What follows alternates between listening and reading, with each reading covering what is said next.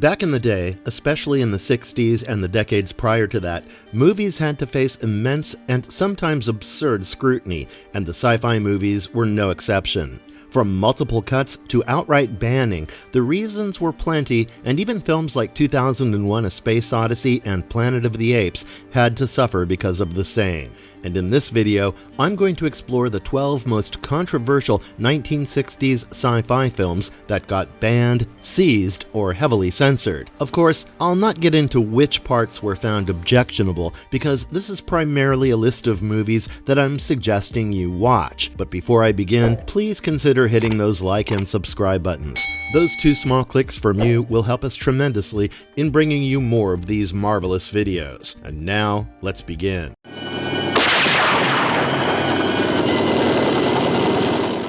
The Damned, 1963.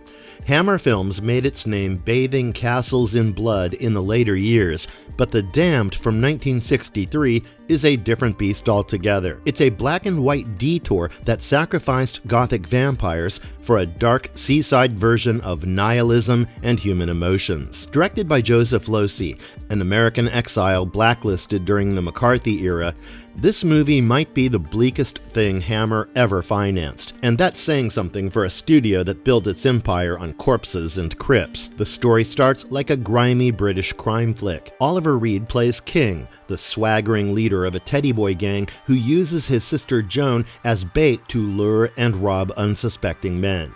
Their latest victim is an American tourist, Simon Wells. But Joan, sick of her brother's manipulative games, bolts with Simon, which leads to a chase that sends the pair tumbling off a cliff, literally, into a restricted military zone.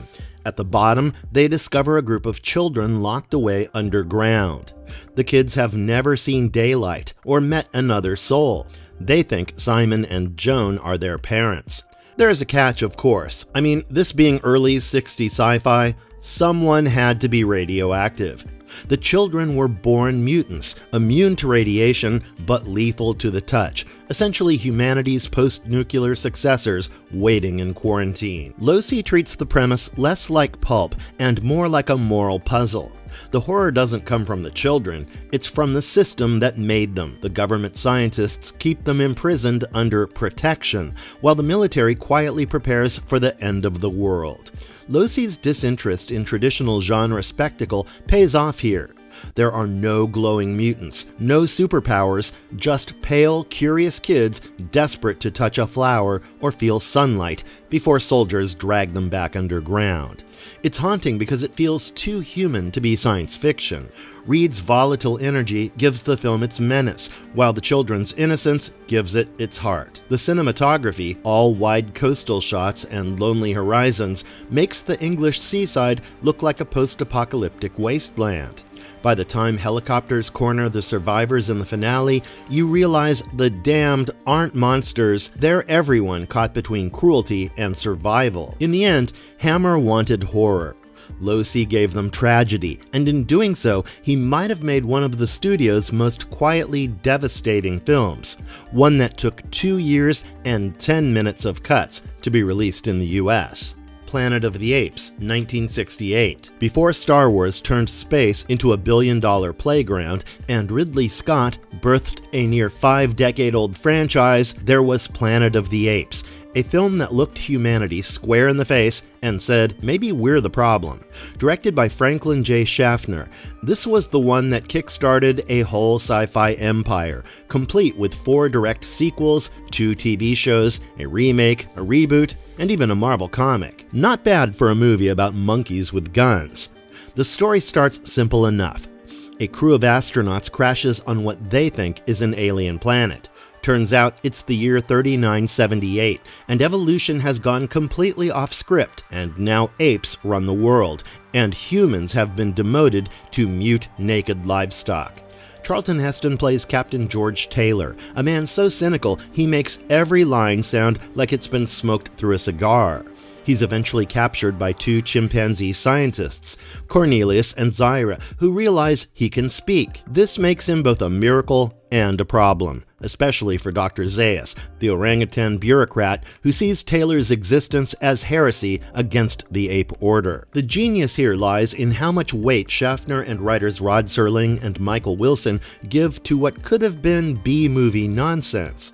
The ape hunt sequences, like apes on horseback with rifles posing for photos over human corpses, define the tone of the movie. It's shocking, brutal, and entirely unfunny, which was rare for sci-fi back then. Once the action slows, the film turns into a satire. The ape society mirrors our own, complete with religious zealots, smug academics, and politicians pretending they know best. The courtroom scene, where the apes literally do the see no evil, hear no evil, speak no evil bit, shouldn't work, but it lands like a punchline at the end of a sermon. Visually, the movie's still impressive. The Death Valley landscapes sell the desolation. Jerry Goldsmith's score sounds like anxiety set to percussion, and the makeup by John Chambers remains a landmark in prosthetic design. But let's not forget the iconic ending, where you see the Statue of Liberty half buried in sand. It's a middle finger to the species that thought it was untouchable. I'll give you 5 seconds. 1, 2. The Mindbenders, 1963. The Mindbenders is a British thriller that starts like a polite academic mystery and ends knee-deep in psychological horror. Directed by Basil Dearden and starring Dirk Bogarde, it takes the idea of sensory deprivation and runs it through a moral wringer, or more accurately, a tank full of water and bad decisions. The film begins with an Oxford professor, Sharpie, calmly boarding a train, listening to genteel chatter about relativity, and then stepping off mid-journey, that too, without waiting for it to stop. His death brings in Major Hall, a stiff upper-lip intelligence officer who suspects treason after finding a bag of cash beside the body. Hall's investigation leads him to Dr. Henry Longman, Sharpie's colleague and expert in isolation tank experiments. Longman insists Sharpie wasn't a spy, but was merely unhinged by the effects of his own research. Naturally, the only way to prove this is by repeating the experiment himself. After 8 hours in the tank, Longman emerges barely human. Now he's all numb, vacant, and disturbingly, or rather eerily, compliant. Hall takes that as proof that the process can rewire a person's mind, and, with the enthusiasm of someone who's learned absolutely nothing, decides to push it further. With the assistant Tate, he plants new ideas into Longman's blank psyche, that his wife Una is unstable, unfaithful, and unworthy of his love. Months later, Longman has indeed turned into a cold, spiteful stranger, which only goes on to confirm the experiment's success, as well as everyone's moral bankruptcy. Dearden handles the transformation with an unnerving restraint. The isolation scenes are hypnotic, with Bogart floating in eerie underlight as a detached voice lists his deteriorating emotions: irritability, hallucination, desire, and madness. The real horror, though, isn't in the tank, but in the casual cruelty outside it. Hall and Tate's manipulation of Longman feels more sinister than any Cold War brainwashing fantasy, especially since the film never quite condemns them for it. Bogart's performance is another factor why this film works. You see, he's tragic, terrifying, and occasionally pathetic. By the end, Longman snaps out of his conditioning during his wife's childbirth, because nothing says emotional reawakening like delivering your own baby. It's a strange, uneasy finish to a film that's less about spies or science and more about how easily rational men justify playing God.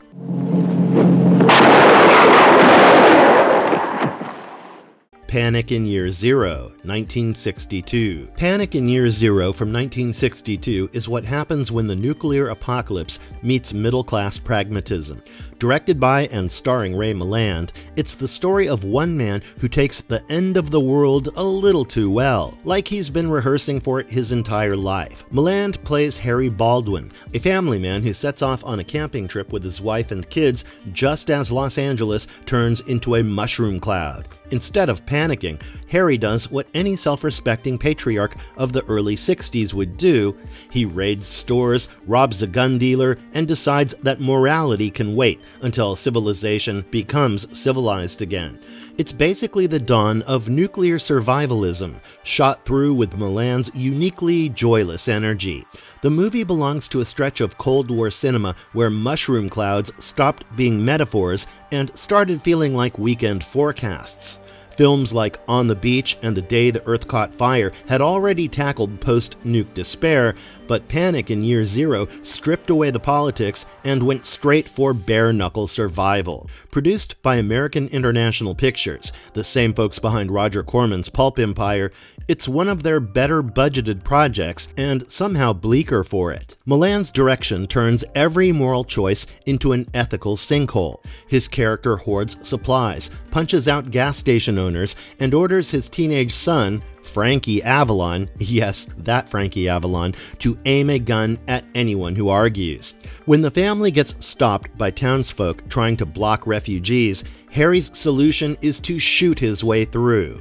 Later, when 3 men assault his daughter, he hunts them down and executes 2 in cold blood.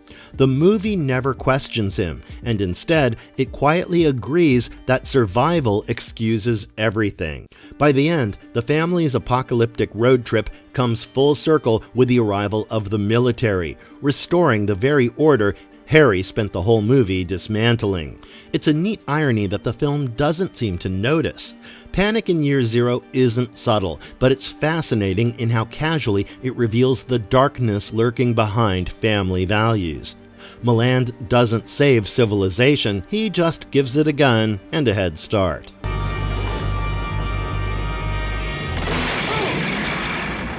Barbarella, 1968. If you've ever wondered what sci-fi would look like if someone spiked it with perfume, polyester, and unchecked libido, Barbarella has your answer. Produced by Dino De Laurentiis and directed by Roger Vadim, the film takes Jean-Claude Forest's French comic and turns it into a slow, sparkly fever dream. It tries to be sexy, funny, and futuristic all at once, and somehow manages to miss all 3 targets. Jane Fonda stars as Barbarella, the intergalactic secret agent who travels through space in various states of undress to find a missing scientist, Durand. Yes, the one that inspired the band. The galaxy's peace is at stake because this maniac has built a doomsday weapon. After a striptease in zero gravity, Barbarella's ship is pulled off course and she crash lands on a planet filled with feral children, biting dolls, and men with a questionable fashion sense. From there, things get weird. She's rescued by a rugged man named Mark Hand, fixed up by a professor named Ping, and later revives a winged angel named Pygar the only way the film knows how, through sex.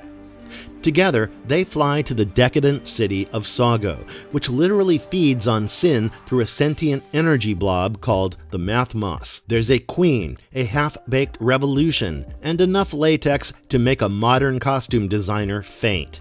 By the time Durand straps Barbarella into his excessive machine, a death trap powered by pleasure, the movie has lost all sense of irony, and yet somehow keeps going. Are you wondering about the ending? Well, Pygar saves Barbarella and even the evil queen, because apparently innocence protects you from cosmic slime. It's as abrupt as it is meaningless. For all its spectacle, Barbarella is a lesson in tonal confusion. The film's sets are massive, its budget was blown, and Jane Fonda's wardrobe alone could fund a small colony. But it's never sure if it wants to be a parody, a porno, or a peace allegory. The Cold War metaphor, evil scientist with a superweapon threatening universal harmony, exists, but it's buried beneath so much sexual innuendo, you might miss it entirely. As for Fonda, Barbarella made her an accidental sex symbol, something she quickly abandoned in favor of politics and protest. The movie tanked financially and critically, but gained a cult following for reasons mostly unrelated to plot or quality. In short, it's too clumsy for satire, too tame for erotica, and too earnest to laugh at. But if you ever need a crash course in 60s space-age kink, this is your launchpad. Night of the Living Dead, 1968. George Romero's Night of the Living Dead didn't just invent the modern zombie, it nuked every old rule about what horror movies were allowed to do. The setup is simple enough. Barbara and her brother Johnny visit their parents' grave, get ambushed by a pale stranger, and before you can say run, Johnny's dead and Barbara's sprinting towards a farmhouse. Inside, she and a handful of strangers barricade themselves against the undead hordes clawing at the doors. On the radio, scientists mumble about a Venus probe that might have brought back a contagion, but no one's sure, and that's exactly the point. Romero made the film in 1968 with friends from an ad agency who each threw in $600 and a lot of blind faith. The total budget was $114,000, peanuts even then, but it made over $12 million and wound up in the Museum of Modern Art. Romero, being new to Hollywood's charming world of contracts, saw none of that money. Still, what he made changed cinema forever. The film's real shock wasn't just the gore, though it had plenty of that, but how cold and random it felt. There's no moral safety net, no clear heroes, and no divine cavalry charging in at the end. Everyone dies horribly, including a child who eats her mother. And the one man who actually makes it through the night, Ben, played by Dwayne Jones, gets shot by a rescue team that mistakes him for one of the dead. The message is clear. Survival doesn't mean justice. Stylistically, it's rough and raw, grainy black and white, with frantic camera angles and editing that feels almost like a documentary. But it works. You feel the panic, the claustrophobia, and the social rot bubbling underneath. Romero insisted casting a black lead was coincidence, but the racial tension it created, especially with a white posse gunning him down, was impossible to ignore in 1968 America. By refusing to explain the horror, Night of the Living Dead made the fear universal. It wasn't about monsters anymore. It was about people, panic, and the collapse of order. Every zombie film or TV show that came after, from Dawn of the Dead to The Walking Dead, owes its shambling existence to this grim, brilliant little indie film that refused to play nice. Fahrenheit 451, 1966. Francois Truffaut's Fahrenheit 451 is one of those movies that looks like it should make perfect sense, but somehow never quite does. The director loved Ray Bradbury's novel enough to spend years scraping funds together and even co-wrote the script in English, a language he barely spoke. That might explain why the dialogue sometimes lands like a bad translation. But honestly, that's part of the charm. The movie feels alien, dreamy, and slightly confused, which suits a story about a future where books are contraband and curiosity is a crime. Oscar Werner plays Guy Montag, a dutiful fireman whose job is to burn books, not save houses. The film opens with a hauntingly quiet raid. No speeches, no panic, just men in black uniforms pulling banned literature out of walls and TV cabinets before torching it. The scene feels like a twisted religious ritual. Montag's life is dull and mechanical, his only pleasure mowing the lawn. His wife Linda, played by Julie Christie, spends her days drugged and glued to interactive TV shows that pretend to care about her existence.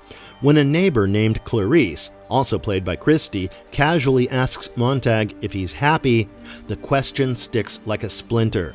Soon, he's pocketing books instead of burning them. Truffaut shoots this dystopia like a daydream turned sour. The suburbs are clean and colorless, the firehouse bright red like a warning light. People shuffle around like they've forgotten how to live. Even the future tech looks awkward. Firemen who can glide up a pole, for instance, thanks to a film reel played in reverse. It's funny and eerie at the same time. The film's most haunting moment comes when an old woman refuses to abandon her books and burns with them instead, smiling as the flames rise. A quiet rebellion that echoes Joan of Arc. By the end, Montag flees the sterile city to join the book people, exiles who memorize entire novels to keep them alive. It's the perfect ending for a movie that's messy, earnest, and far too human to feel cold. Truffaut's Fahrenheit 451 isn't slick sci-fi. It's awkward, brave, and stubbornly poetic, a film about how words matter even when nobody wants to hear them. They came from beyond space, 1967. They Came from Beyond Space is one of those films that sounds like it should be thrilling, meteors, mind control, and moon bases, but somehow ends up feeling like Quatermass on a sugar rush.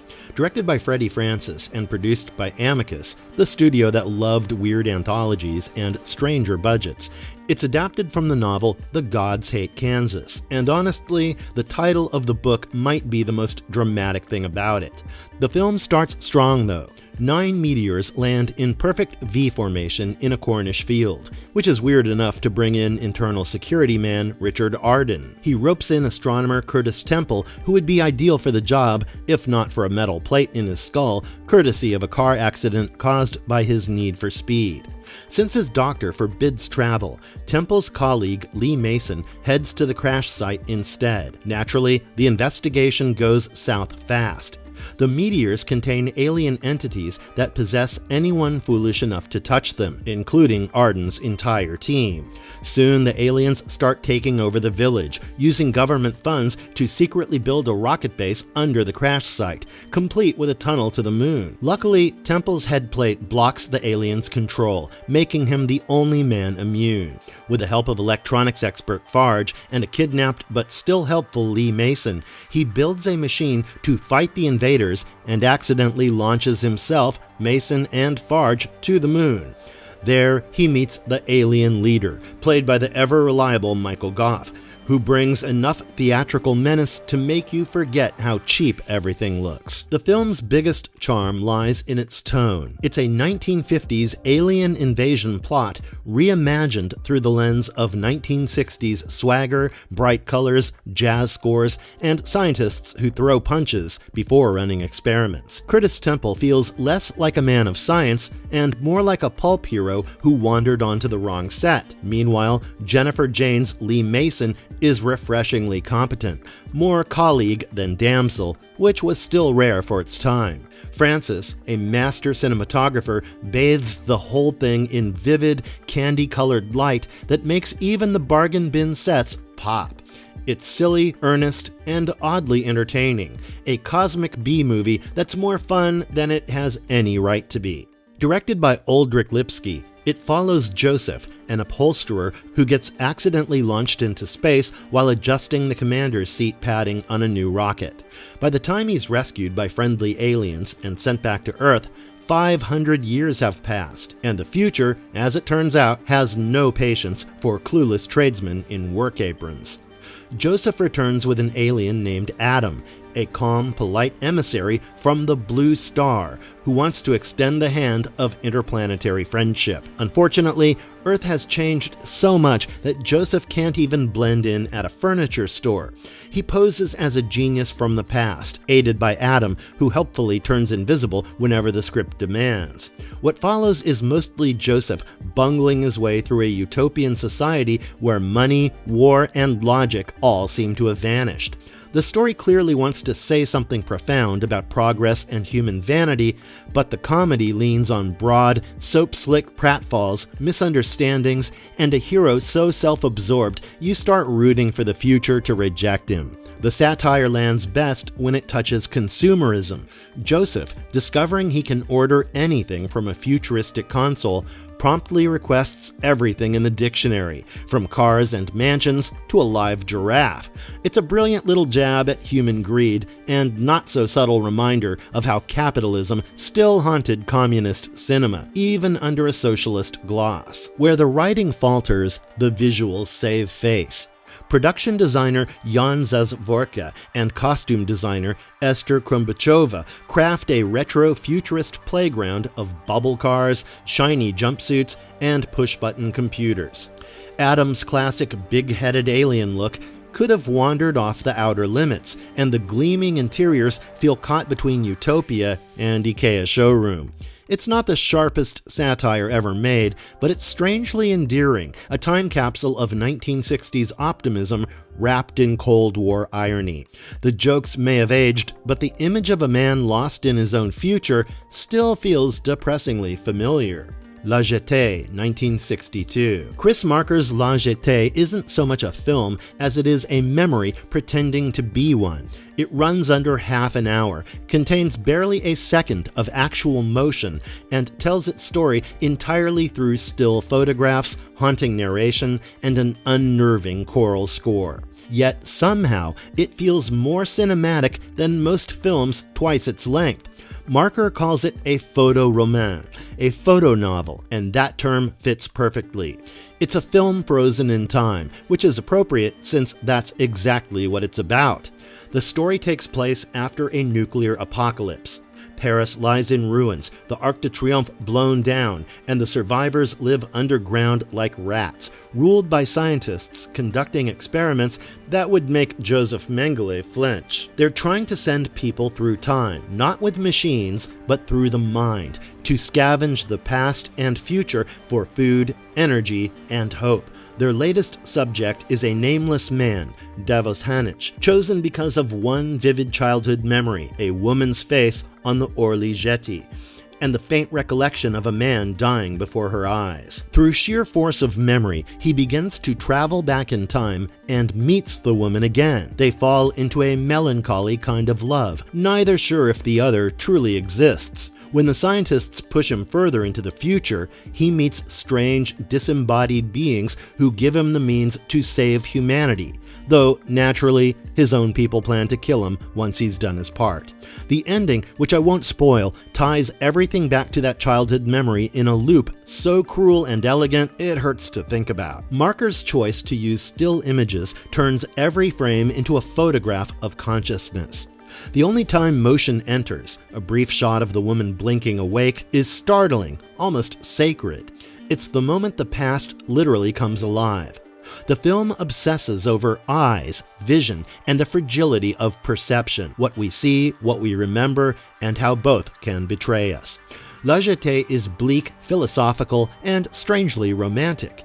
It encompasses the entire human experience, war, love, death, and memory, into 28 minutes of silence and stillness. Call it a film, a slideshow, or a dream caught between frames. Whatever it is, it stays with you like something you once lived but can't quite prove happened. 2001: A Space Odyssey, 1968. Stanley Kubrick's 2001: A Space Odyssey isn't a film you simply watch. It's a film you orbit. It doesn't explain itself, it doesn't care if you're confused, and it absolutely refuses to hold your hand. Which is exactly why it remains one of the most debated pieces of cinema ever made. People either see it as a masterpiece of human introspection or as a 2.5-hour screensaver. There's no middle ground. On the surface, it's about humanity's evolution, from apes discovering tools to astronauts discovering artificial intelligence, and finally, something far stranger. But 2001 isn't a story so much as an experience. Kubrick removes all the usual cinematic training wheels, no clear protagonist, almost no dialogue, and scenes that stretch for what feels like geological time.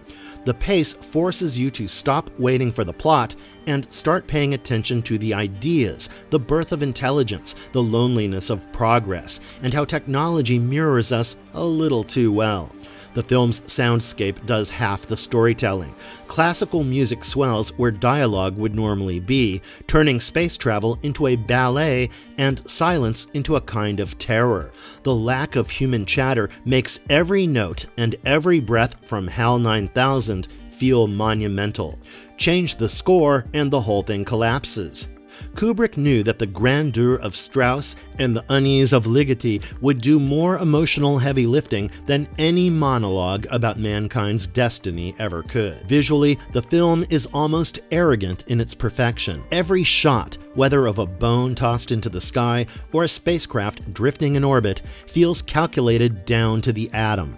Kubrick blends technical precision with surreal abstraction, turning cold hardware into art.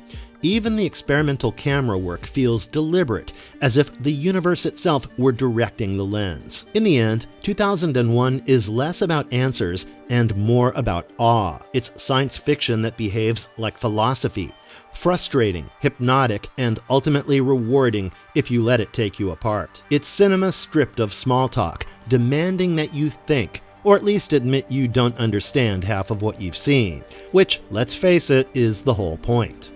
The Creation of the Humanoids, 1962. Set years after a nuclear war, humanity is dying out and has built a race of android laborers nicknamed clickers. They do the hard work while humans argue about their right to exist. The Order of Flesh and Blood, basically a future clan with better haircuts, wants the robots dismantled. Meanwhile, the clickers have quietly been upgrading themselves until they're indistinguishable from humans. Kenneth Kragus, a loyal Order member, finds himself in the middle of this social crisis when he discovers a clicker has murdered Dr. Raven, the scientist behind the new upgrades. That alone is enough to set off alarms, but things get worse when Kragus learns his sister Esme is romantically involved with one of the machines. While Kenneth falls for her friend Maxine, the clickers reveal plans that turn both relationships and human arrogance on their heads. The film moves with the pace of a stage play, long stretches of dialogue instead of explosions, but what those conversations reveal is fascinating. We see a future where robots have civil rights, religion, and enough existential awareness to question why the more they resemble humans, the more they're despised. One clicker even jokes about faith. "I know who created me, Hollister Evans and the R-47. You have to accept your creator on faith." It's the kind of line that makes you pause, partly because it's profound, and partly because it's being said by a green-painted android in a boiler suit. There is a twist, too, one that predates Blade Runner and Philip K. Dick's obsession with artificial identity. The film ends with Kragus discovering he's an android himself, and instead of despairing, he embraces it. The story doesn't treat the revelation as horror, but as evolution. The machines might actually be humanity's next logical form. Visually, it's bare bones, with minimal sets, pastel lighting, and actors who look like mannequins, but the ideas are dense. It's less about spectacle and more about philosophy, questioning what makes a soul, a memory, or even a species. And when the final line breaks the fourth wall, of course the operation was a success, or you wouldn't be here, it lands like a quiet grin from the future. Well folks, that was all in this one. See you around.